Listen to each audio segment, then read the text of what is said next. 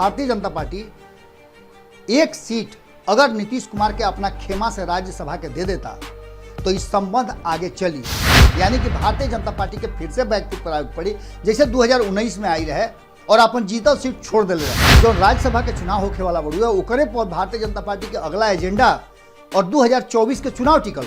तो भारतीय जनता पार्टी और नीतीश कुमार के संबंध में दरार आवे का है, फायदा कहीं ना कहीं राष्ट्रीय जनता दल के मिली। विधान परिषद वाला 7 गो सीट के मुद्दा पर कहीं ना कहीं दम तोड़ सके।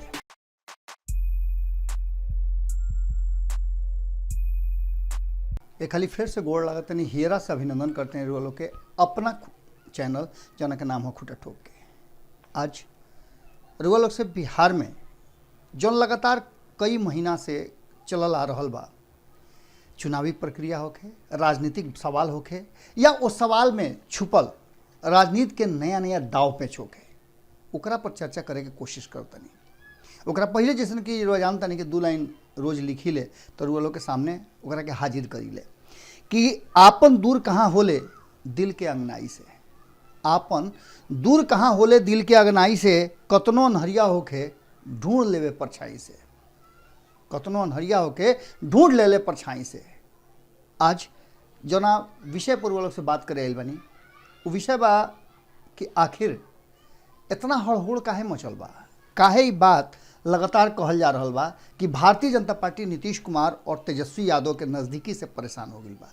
लालू प्रसाद के बेल पर बाहर अइला से और पटना आवे के बात सुनते जमीन काहे खिसक जाता। एकरा में आज के हेडलाइन जो बात तो नीतीश लालू में डील से केकरा हिस्सा में का आई, इस सवाल सबसे बड़ बा और इस सवाल के जवाब खोजे के आज हम कोशिश करब। रुआ लोग से आग्रह बा कि अगर एक सवाल के जवाब रुआ लोग के भेटा जाई तो निश्चित रूप से रुआ लोग कमेंट बॉक्स में जरूर लिखब। सब है लगातार रुआ लोग के प्यार दुलार तो मिलिए रहल बा। एकरा साथ साथ बिहार के राजनीति के जौन भीतरिया बात बा उ निकाल के रुआ लोग के देवे खातिर रुआ लोग धन्यवाद देनी है, ओकरा खातिर बहुत बहुत आभारी बानी हम। तो चलिए सब आज के विषय पर चली कि आखिर अब तक ले इतना का हो गई कि 5 गो सीट के जो राज्यसभा के चुनाव रहा ओकरा पर फैसले नहीं के होत, केहू नामे नहीं के बाहरी ले आवत। एकरा खातिर लगातार इंतजार हो रहा बा, पहले तू हो रहा बा। लेकिन एकरा साथ साथ एक और सवाल बा, रुआ इहो सुन ले हो कब कि नीतीश कुमार अपने दिल्ली जाए के तैयारी करता रहन। कई गो लोग कई तरह के बात कहता, एकरा पीछे कारण जानता नहीं का बा कि पूरा मामला हौच-पौच हो गई बा। नीतीश के चुप्पी, लालू के बिहार आना और भारतीय जनता पार्टी के अचानक से एक्शन, ये सब बता रहा बा कि कुछ तो होखे वाला बा। शाम बहादुर सिंह के बात थोड़ा सुनने, हालांकि अब कह इहो कह सकीले कि शाम बहादुर सिंह के का वैल्यू बा, लेकिन शाम बहादुर सिंह के वैल्यू नहीं है, ललन सिंह के तो वैल्यू बा। जब ललन सिंह से पत्रकार पूछता रहे तो ललन सिंह के साफ कहना बा कि भारतीय जनता पार्टी के साथ संबंध के लेकर के कई गो सवाल उठता, रउआ का कहब तो सीधे कहता रहे अभी तक तो सब ठीक बा। एकर मतलब बा कि अभी तक ले सब ठीक बा तो आगे ठीक रही कि ना रही ए पर संशय बा। और ये शुरुआत उत्तर प्रदेश चुनाव के समय हो गई रहे, हालांकि शुरुआत एकर 2020 में हो गई रहे। अभी भी रुआ देखले होकर कि कई गो ऐसा नेता बड़न नीतीश कुमार के करीबी जौन पिछला सरकार में मंत्री भी रहन, उनका चुनाव हारला से कहीं ना कहीं जनता दल यूनाइटेड बैकफुट पर जरूर बा। और अब जबकि नीतीश कुमार के लगातार आकार घट रहा बा, चाहे वो विधानसभा होके, अब विधान परिषद में भी उनका आकार घटे लागल, दूसरा तरफ राज्यसभा में भी उनका आकार घटे लागल।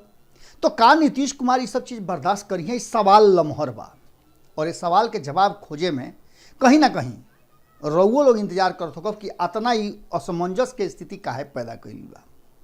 तो एकरा पीछे के कारण बा कि जौना तरीका से नीतीश कुमार जी चुप्पी सधले बड़न, रोज बैठक पर बैठक हो रहा बड़ुए, लेकिन नाम के फैसला नहीं के होत।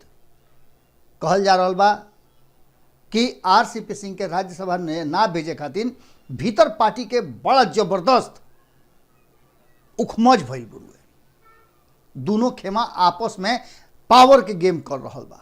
दूसरा तरफ भारतीय जनता पार्टी के दबाव भी बा।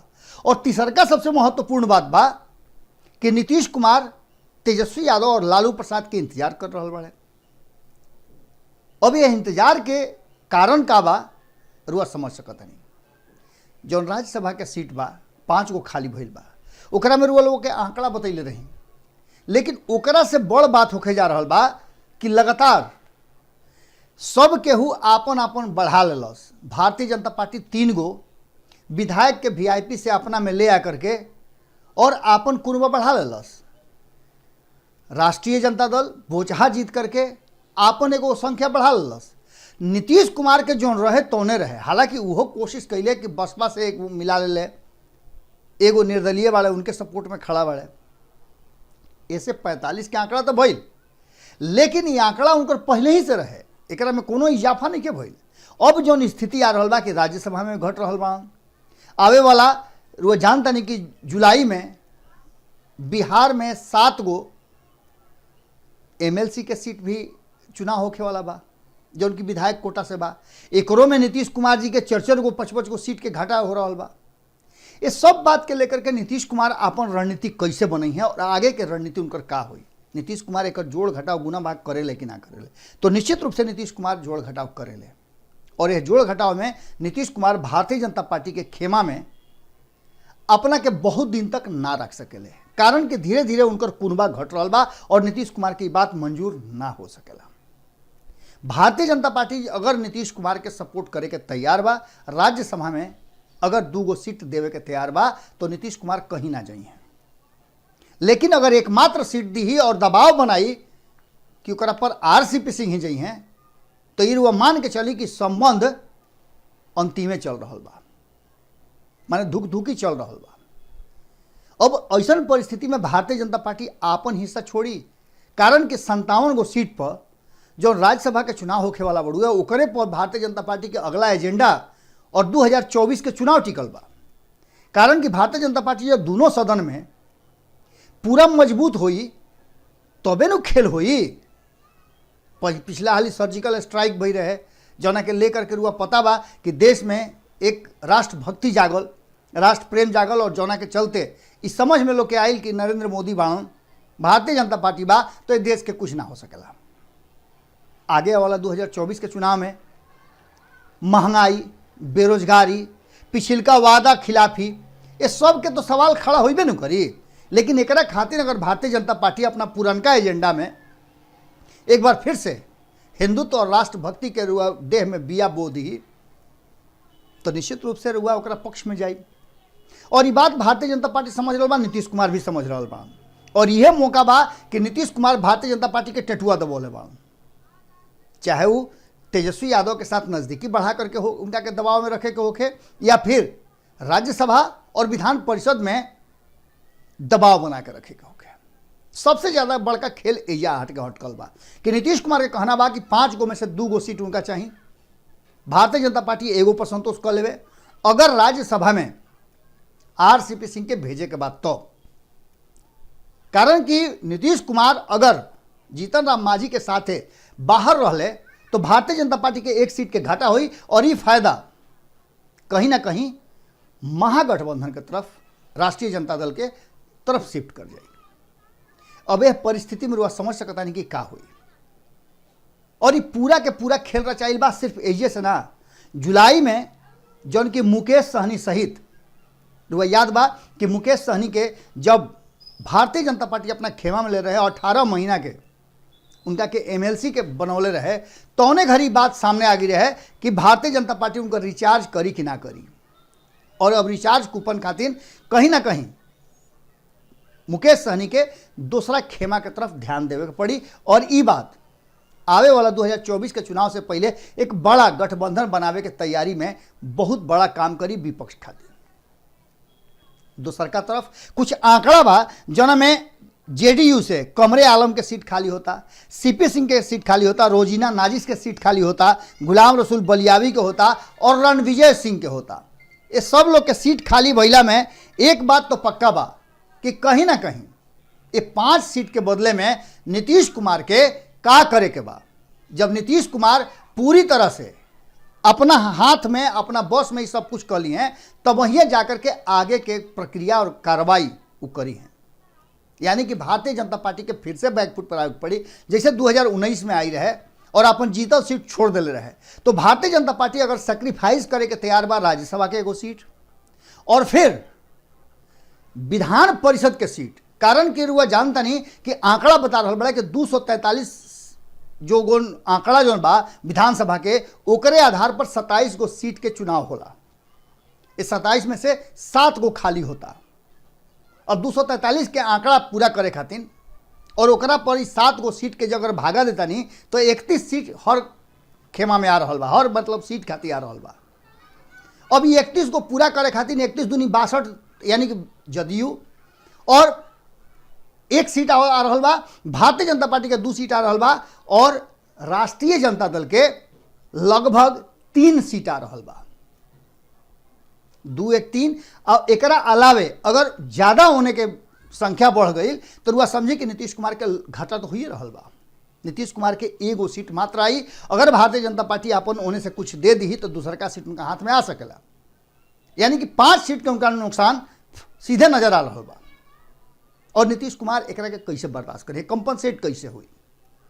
तो या तो खेमा बदल देश, जहां पहले से 76 सीट वाला राष्ट्रीय जनता दल, 19 सीट वाला कांग्रेस, 16 सीट वाला वाम दल और 5 सीट वाला AIMIM नीतीश कुमार के इंतजार कर रहा बा कि भाजपा के तू साथ छोड़ करके आवो तो हम उन्हीं के सपोर्ट में तारा खड़ा बनी जा।